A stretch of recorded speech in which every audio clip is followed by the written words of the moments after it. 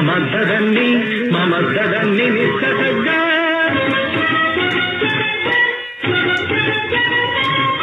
మమ గగదని నిదని నిక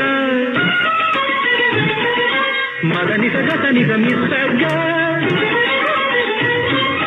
నిస నిస సగమస సగని నిదగ మమ నిదగ మమ గగ మమ గగ సగ మదని సగని నిదగ మమ నిదగ మమ గగ మమ గగ సగ మదని నిసగ నిసగ నిసగ గమ దని దని దని దని నిసగ గగ మమ గగ మమ గగ నిరమని నిద మగ సగ మదని మలరో నిలవో మాలై మగళో தேவி வடிவாக அமர்ந்தவள் யாரோ மலரோ நிலவோ மலை மகளோ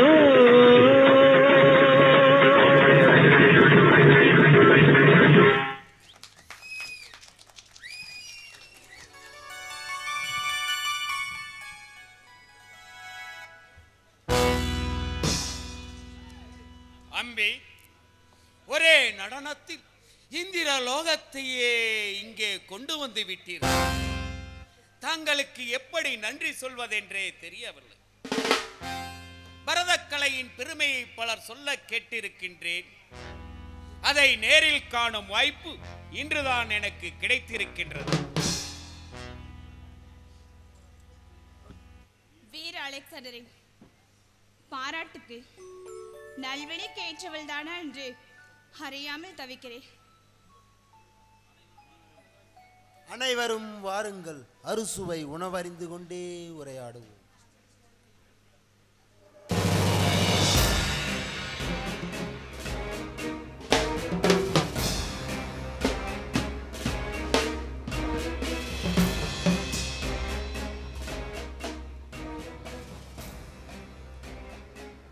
நந்தினி, அனைவரும் சென்று விட்டார்கள். நாம் வந்த காரியம் இவ்வளவு எளிதில் நடைபெறும் என்று நான் எண்ணவே இல்லை. ஆமா, நானும் நினைத்து பார்க்கவே இல்லை. அலெக்சாண்டர் இவ்வளவு அருகில் வருவார் என்று துளியும் நினைக்கவே இல்லை. நந்தினி, கழுகாய் கூர்ந்து கவனி, நெறியாய் திட்டம் தீட்டு. இங்கு அருகின்ற உழவை உடனே நம் குருதேவருக்கு அனுப்பிவை. புருஷோத்தமனுக்கு வெற்றியை அருகில் கொண்டு செல்வது நமது கடமை.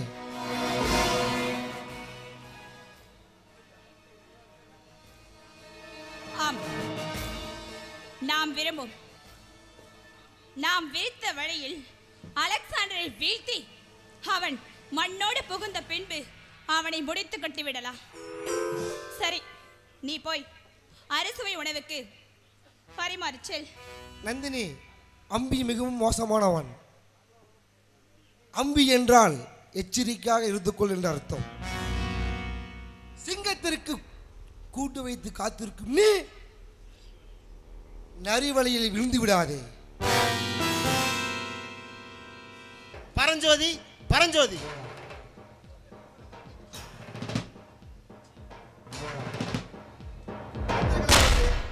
அழைத்தீர்களா அரசே?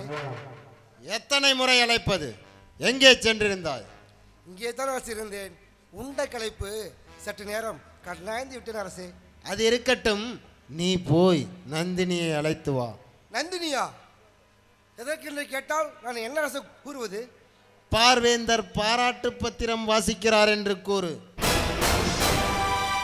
நான் அழைத்தும் அவள் வராவிட்டால்? தானாக வராவிட்டால் தூக்கி கொண்டு வா. எதற்கெடுத்தாலும் தானே கூறும் கருத்தை விட்டுவிடு. சொன்னதை செய்ய பழகு. அதற்கில்லை அரசே. நந்தினி ஒரு நீர் போர்த்து நெருப்பு. அவள் விட்டு அவளை சற்று ஒதுங்கியிருப்பது நல்லது அரசே. விலகி இருந்தால்தான் அது நெருப்பு. மாறாக நீராக பாய்ந்து விட்டால் ஜில் என்று இருக்கும். பேசிக்கொண்டிருக்காதே, சொன்னதை செய். உத்தரவு அரசே.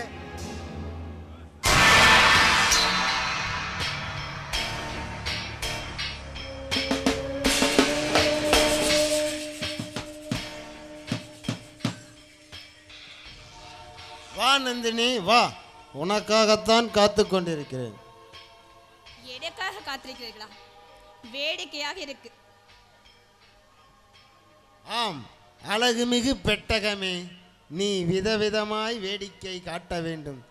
கட்டழகு மேனியிலே கண்பட்டபின் என் கைவட்டு நான் வேடிக்கை காட்ட வேண்டும்.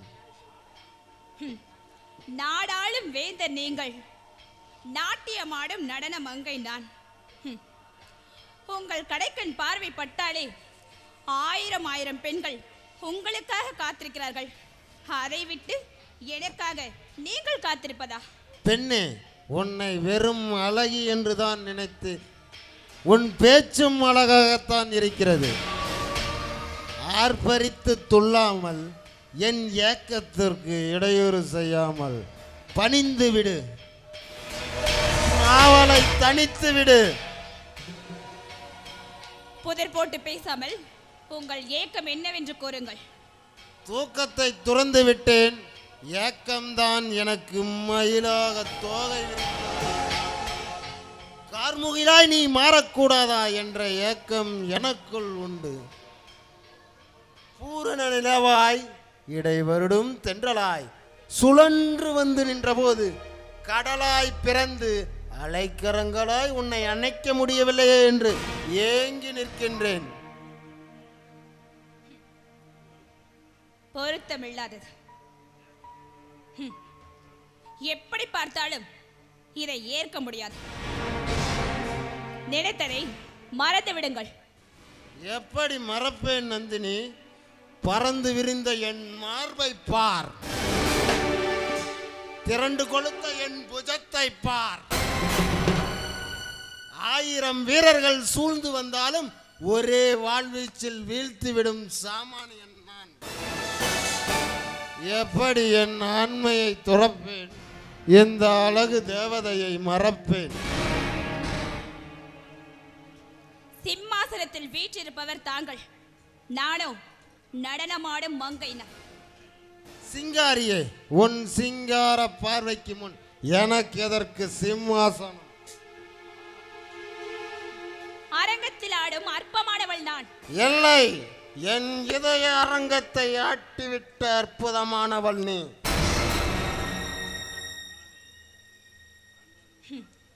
கண்டதும் காதல் என்பது வேந்தர்களுக்கு பழக்கமான ஒன்றுதான். ஆனால் நான் நெருப்பின் மீது நிற்கின்றேன். நந்தினி, நீ அறியாமல் பேசுகின்றாய். காதல் வார்த்தையிலே இந்த அம்பிக்கு எந்த நம்பிக்கையும் இல்லை. காதல் என்பது கோழைகளின் பொழுதுபோக்கு. காமம் என்பது என் போன்ற அரசர்களின் விளையாட்டு. மேலும் விளையாட்டாக பேச வேண்டாம், விடை கொடுங்கள், நான் செல்கிறேன். விரும்பி வந்தால் என்னையும் கொடுத்து பொன்னையும் கொடுப்பேன். இல்லை என்றால் உன்னையும் இழப்பாய், அருமை பெண்மையும் இழப்பாய். நான் விரும்பி என்னை கொடுத்தால் ஆண் மகன் என்னிடம் நெருங்க முடியும்.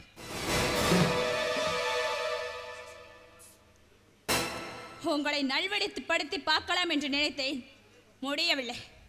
பாருங்கள், என் பெண்மைக்கு களங்கம் ஏற்பட்டு விட்டால் அதை என்னால் பாதுகாத்துக் கொள்ள முடியும்.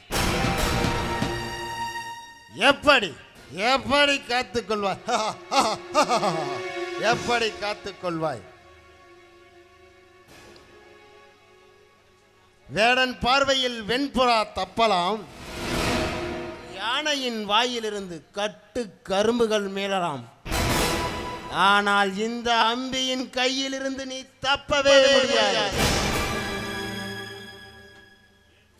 ஏன் ஏன் முடியாது? பெண் என்றால் பேதை என்று எண்ணி விடாதே. வளையல் போட்டவள் தானே, வளைத்து விடலாம் என்று எண்ணி விடாதே.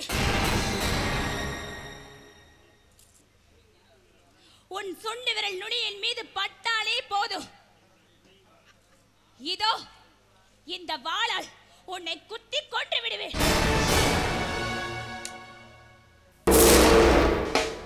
வேண்டாம் இந்த விபரீத விளையாட்டு.